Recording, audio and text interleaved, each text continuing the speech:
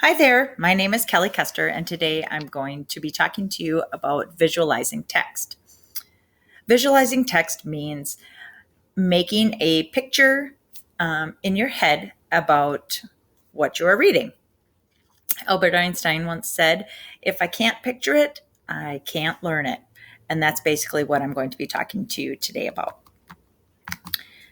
So, first of all, starting off, what is visual literacy? Visual literacy is the ability to create those pictures or mental images in your head. We see logos for supermarkets, department stores, restaurants, name brand things, and we make a connection with those things. And that is what we're trying to do with text through visual literacy. We make the connections through pictures. Some of the struggles that we see our kids having is they have weaknesses in language comprehension. They're not understanding what is being said or what is being read. Critical thinking, problems, and problem solving. This is where I see a lot of my students. They're not comprehending what they're reading. They can read like it's nobody's business, but once I start asking them questions about what they read, they kind of draw a blank. And parents can see this at home with the inability to make informed decisions, just not understanding the consequences for their actions.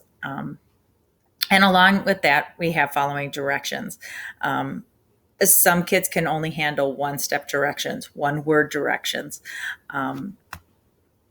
because they don't have that developed skill yet in order to help them make that picture in their head of what is being asked of them. And that's basically all we're doing here.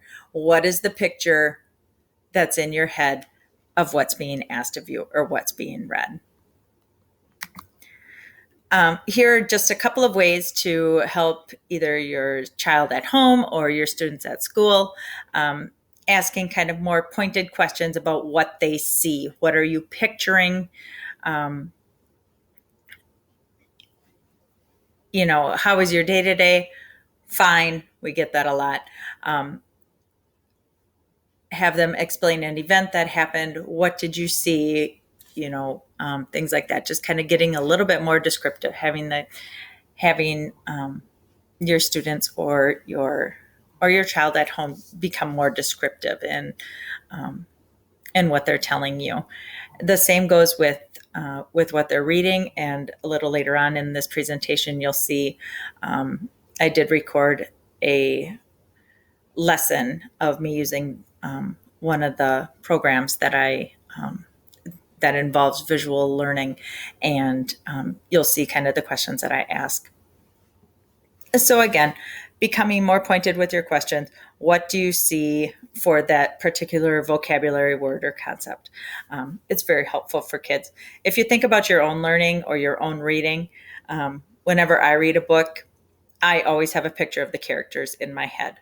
The books that we read as adults, they don't have pictures in them. And so we kind of make up our own characters and our own scenes, basically. And that's what we want our kiddos to do too. This type of strategy will help also as your student gets older, middle school, high school, when the text can become more complex. Learning how to pick out those keywords and make the picture and then apply it to what they're actually learning. Okay, so why is it important for comprehension? Again, basically because we're putting the pieces together in the text so that we can see the words as images. This is the simplest way for kids to describe it. What do they see? And when you're first teaching kiddos how to read, what is one of the first strategies? Picture clues. What do you see in the picture? So if I were creating a book, I would want to make sure that I had some dynamic intense pictures that really speak to my reader, so that they're able to make that picture and make those connections. All right, so here's a little bit of a lesson that I taught with a couple of fourth grade kiddos. And this is one of the first lessons using the visualizing and verbalizing program from Linda Mood Bell that I was trained in several years back. And I really like it. I don't necessarily follow the Linda Mood Bell visualizing, verbalizing program to a T, but I do pull parts from it because I found it very, very useful, and kids sought success in it. So I'll give you just a little introduction and then I'll kind of skip ahead. All right, today I'm going to read you guys a book. Okay, I'm not going to tell you the title of it. And while I'm reading today, you guys are going to visualize in your head. Who knows what visualize means? It means picture the picture in your head. Yep. So you're making a picture in your head of what I am reading. Okay? And while you're doing this, you guys can draw a little bit. Don't get too detailed right now because I'm going to keep reading. And so just put little pieces down. Okay? So let's start. I'm not going to tell you the title. Okay. Yep, that's fine.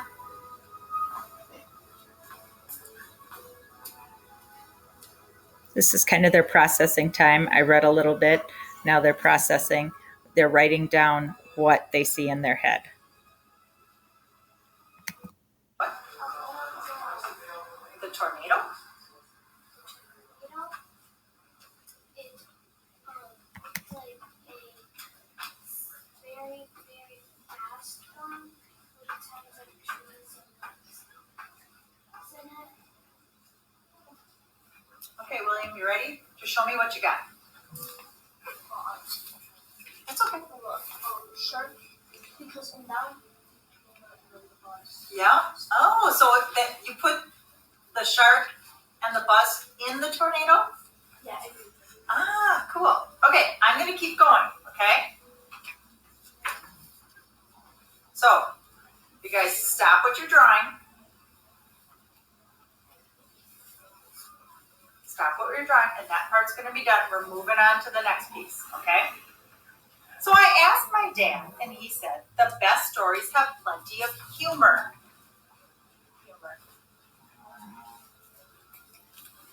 I saw you laughing. Ha ha ha. Funny stuff. So I changed.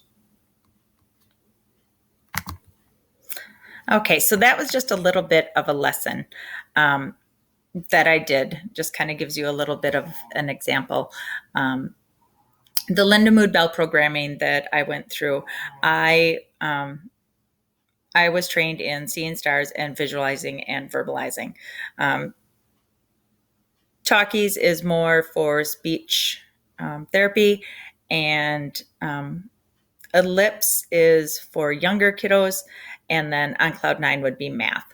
I have a couple examples here of structure words that we use in the visualizing, verbalizing when we're going through. There's a set of cards that we use. They're all color coded. It's some pretty neat stuff if you ever get the chance to go through it. And here is our Seeing Stars syllable work. There's a lot of air writing right in here. Even when you start out with the kids with learning letters, you do the air write and the sound that goes with it.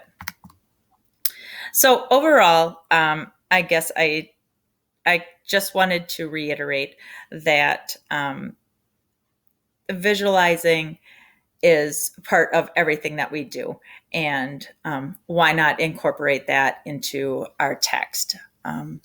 Because overall, the things that we read, they are stories, and they do give us a picture or movies in their head. A lot of times I use the movies in your head too. So I hope that everyone enjoyed this, and thanks for listening.